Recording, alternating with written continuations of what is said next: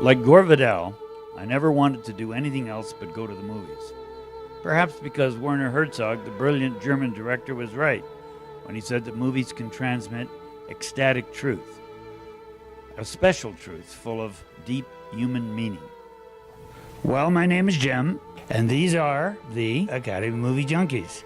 This is our studio, and we're very proud of it. We like it. And in here, we're making a series of programs for the internet about movies. And I'll ask my on-air colleague, Brian, to explain a bit about the movies. Thanks, Jim. Well, what it is we try to do here at Movie Junkies is we take a look at films dealing with drug addiction and alcoholism, films generally dealing with darker or heavier topics, and we try to relate them to different topics in recovery. And what Jim and I do, as well as all the junkies, is we go around campus and we talk to people here, at this treatment facility, Gatehouse Academy, about what their view is on the film or on that specific topic.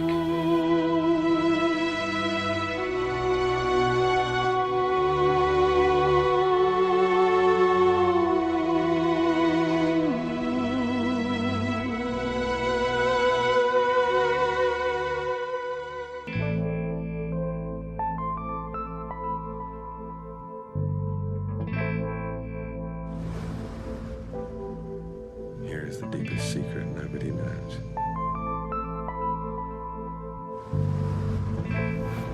Here is the root of the root, and the bud of the bud, and the sky of the sky of a tree called life.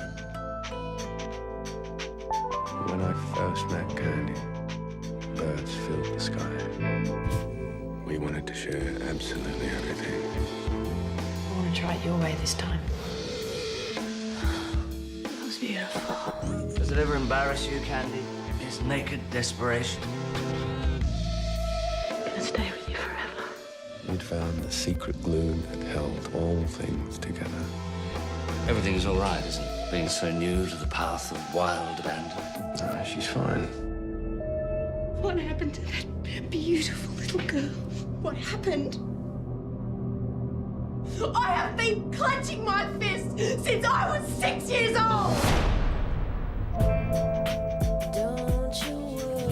I wasn't trying to wreck Candy's life. I was trying to make mine better.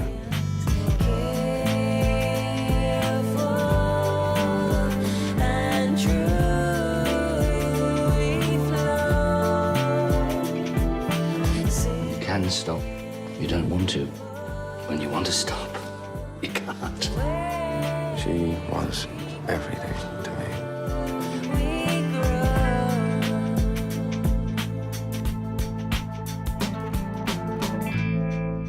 Watching the film, kind of the authentic portrayal that they had of those two and how tight they were, in their addiction and what eventually drove them apart, the eventual cleaning up, it got me to thinking about, what I do here and what, our mission is here. And that, I was watching Heath Ledger's performance, and extremely powerful, extremely sad to watch this, knowing how he did end up passing away. It being drug-related, maybe not drug addiction specifically, but we never know. You know what I mean? So I know you had some things you wanted to say. Oh, thanks, Brian.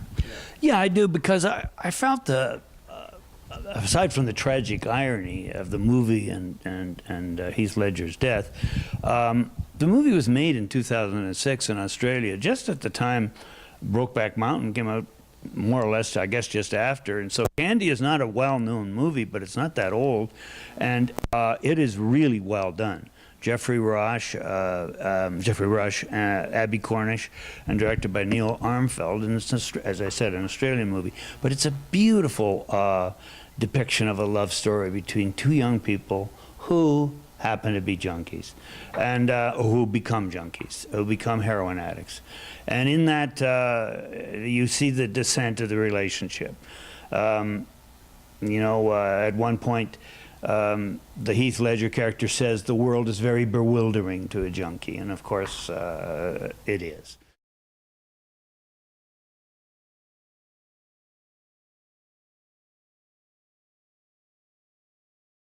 I guess I've found that that with relationships, I find a lot of like codependency, a lot of me relying on the relationship itself or the other person to validate myself and to I don't know, just to generally make myself feel okay, feel needed, feel loved. All of those emotions I've gotten from the other person in relationships, and I guess I never really saw them as sick while I was in them, or even while I was still using. It wasn't until I got into Gatehouse and went through the first 90 days, where when we were at the ranch, there was no interaction between the men and the women, and I just realized where my mind would take me just because of a lack of interaction with a woman, or a relationship for that matter. And so I started talking about it a lot. I had a lot of people going through the same things, but with working with my sponsor, I came to realize that it wasn't like that. A woman wasn't what it was going to take for me to get sober. That a woman wasn't going to make me feel loved. It was that I had to feel all of those things for myself, and had to do make all the changes I wanted for myself. Well, when I first got out of treatment, I had a year of sobriety, and I had no idea what I was doing when it came to dating. Being around guys, I felt pretty uncomfortable, because my old ways of doing things, starting conversation or hanging out with someone, was always based off of using. So it was like I felt really young and just really awkward. There was one guy in particular, I actually met him before I started using when I was 14, and I had a really sick, dark, off and on relationship with him for about 6 years until I got sober. And it was verbally abusive, emotionally abusive. It surrounded around drinking and drugging. I mean, I thought I was nothing, so I thought I deserved nothing. And, the sicker I became, the sicker the other person that I was attracted to.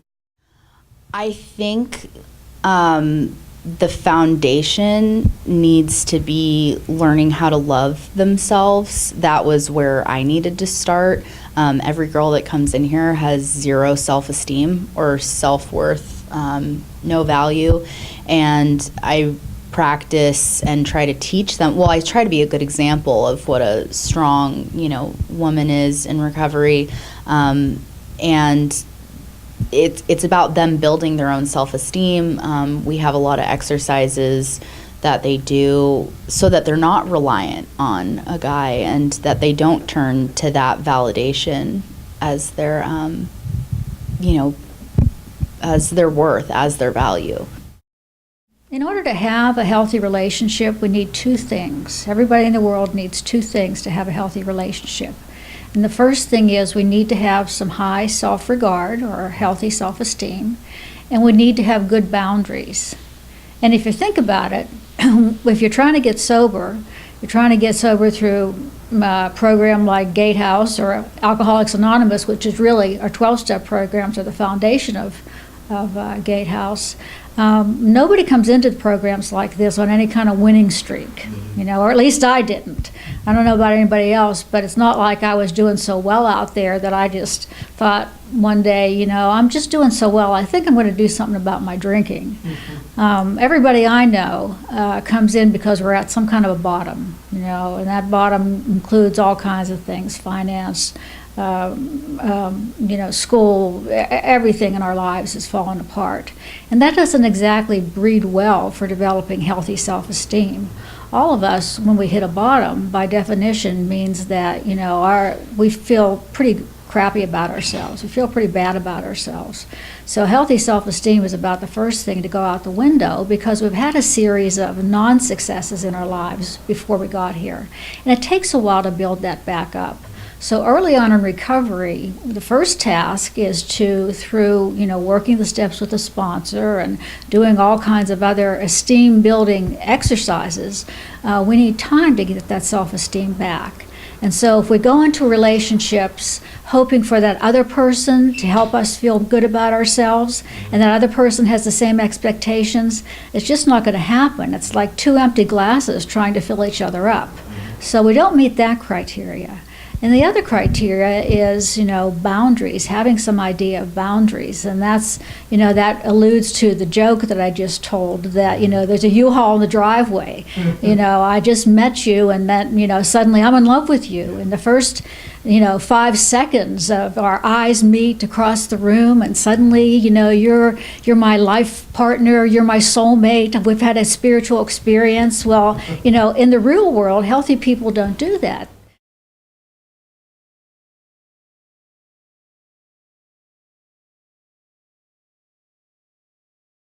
That was good to hear from some of our staff and residents here. I particularly enjoy always hearing from Cortland, as he's come a really long way. I've, have some personal experience with him and having worked with him, and it's just great to see the young man he's becoming. So overall, I think we can see from, our feedback from staff and residents that, relationships are just often not a thing that work in recovery, and that, for an individual to recover, they have to focus on themselves. And when it comes to relationships, we often pawn our energy off on other people, and we're not essentially focusing on ourselves and healing, the most important piece. So, I think this is a very important film, and it was very necessary for us to cover it after becoming aware of it. And I don't know, I overall just felt it was a very good film that portrayed a very real topic.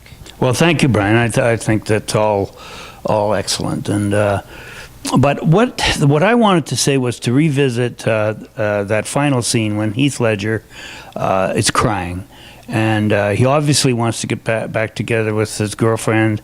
She does. They're both getting clean, but he understands something. He's come to understand how thin it is. And I thought that was such a way to put it.